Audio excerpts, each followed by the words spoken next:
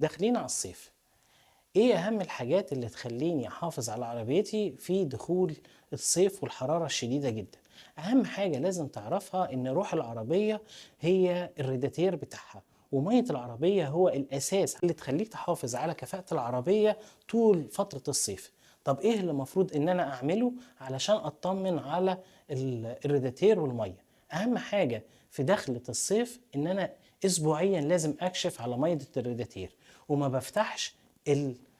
الغطا الريداتير الأساسي، لأ أنا بابُص على مستوى المَيّة بتاعة الريداتير من القِربة اللي أنا بازوّد بيها المَيّة، لازم تكون القِربة أعمل حسابي إنها تكون في المستوى ما بين الlow والhigh يعني في الوسط، ودايمًا وأنا باكشف على العربية دايمًا باكشف عليها وهي باردة، ده أكتر حاجة بتحقق إن العربية أبقى متطمن عليها، يعني أنا مرّة في الأسبوع هاكشف على مَيّة الريداتير، طب لو أنا